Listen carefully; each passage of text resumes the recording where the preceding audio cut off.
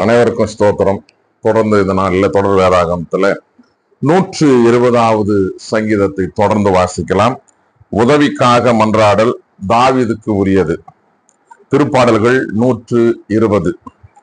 நான் இன்னலுற்ற வேளையில் ஆண்டவரை நோக்கி மன்றாடினேன், அவரும் எனக்கு செவி சாய்த்தார்.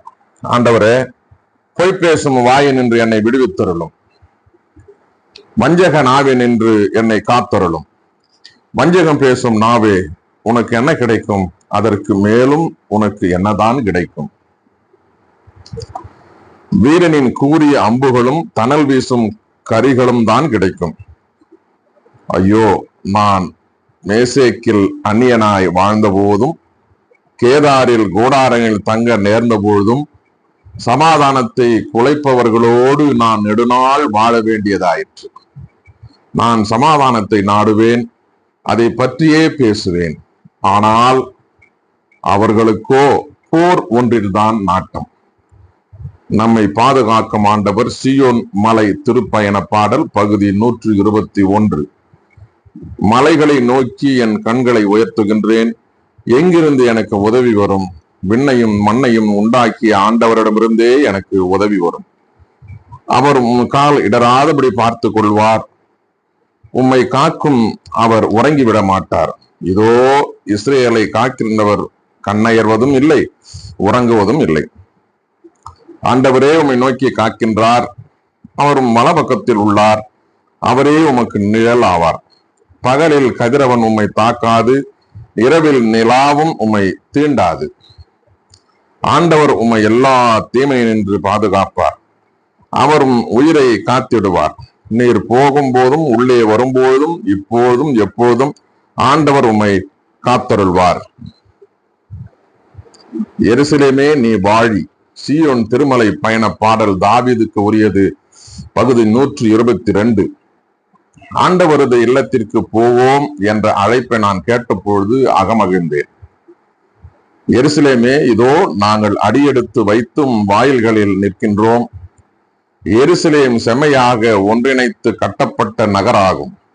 ஆண்டவரின் திருக்குலத்தார் அங்கே செல்கின்றனர். இஸ்ரேல் மக்களுக்கு இது கட்டளைகளுக்கிணங்க ஆண்டவரது பெயருக்கு அவர்கள் நன்றி செலுத்த செல்வார்கள். அங்கே நீதி வழங்க அரியணைகள் இருக்கின்றன. அவை தாவீது வீட்டாரின் அரியணைகள்.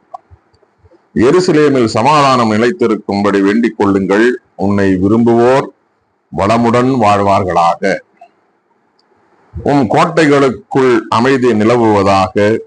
உன் மாளிகைகளில் நல்வாழ்வு இருப்பதாக. உன்னுள் சமாதானம் நிலவுவதாக என்று நான் என் சகோதரர் சார்பிலும் என் நண்பர் சார்பிலும் உன்னை வாழ்த்துகின்றேன். நம் கடவுளாகிய ஆண்டவரின் இல்லம் இங்கே இருப்பதால் உன்னில் நலம் பெருகும்படி நான் மன்றாடுவேன். இரக்கத்திற்காக மன்றாடல். சீயோன் மலை திருப்பயண பாடல் 123. விண்ணுலகில் வீற்றிருப்பவரே, உம்மை நோக்கியே என் கண்களை உயர்த்தியுள்ளேன்.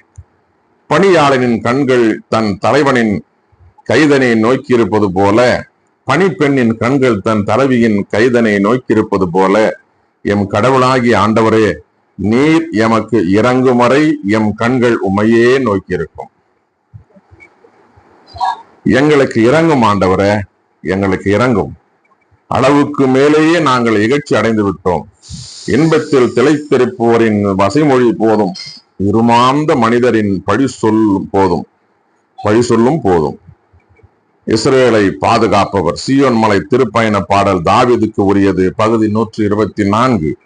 ஆண்டவர் நம் சார்பாக இருந்திராவிடில் இஸ்ரேல் மக்கள் சொல்வார்களாக, ஆண்டவர் நம் சார்பாக இருந்திராவிடில் நமக்கு எதிராக மனிதர் எழுந்த பொழுது, அவர்களது சினம் நம்மேல் மூண்ட போது, அவர்கள் நம்மை உயிரோடு விழுங்கியிருப்பார்கள். அப்பொழுது வெள்ளம் நம்மை மூடுகடித்து இருக்கும், பெருவெள்ளம் நம் மீது புரண்டோடி இருக்கும், கொந்தளிக்கும் வெள்ளம் நம் மீது பாய்ந்தோடி இருக்கும். ஆண்டவர் போற்றி போற்றி எதிரிகளின் பற்களுக்கு அவர் நம்மை இரையாக்கவில்லை. வேடர் கண்ணி நின்று தப்பி பிழைத்த பறவை போல் ஆனோம். கண்ணி அருந்தது, நாம் தப்பி பிழைத்தோம். ஆண்டவரின் பெயரே நமக்கு துணை. விண்ணையும் மண்ணையும் உண்டாக்கியவர் அவரே. இறை மக்களை பாதுகாப்பவர் சீயோன் மலை திருமயன பாடல் 125. ஆண்டவர் மீது நம்பிக்கை வைத்துள்ளோர் சீயோன் மலை போல் என்றும் அசையாது இருப்பர். எருசலேமை சுற்றிலும் மலைகள் இருப்பது போல் ஆண்டவர் இப்போதும் எப்போதும் நம் மக்களை சுற்றிலும் இருப்பார். நல்லார்க்கென ஒதுக்கப்பட்ட நாட்டில் பொல்லாரின் ஆட்சி நிலைக்காது. இல்லையெனில் நல்லாரும் பொல்லாதது செய்ய நேரிடும். ஆண்டவரே, நல்லவர்களுக்கும் நேரிய இதயம் உள்ளவர்களுக்கும் நீ நன்மை செய்தருளும். கோணல் வழி நோக்கி திரும்புவோரை ஆண்டவர் தீயவரோடு சேர்த்து இழுத்து செல்வார். இஸ்ரேலுக்கு நலம் உண்டாவதாக.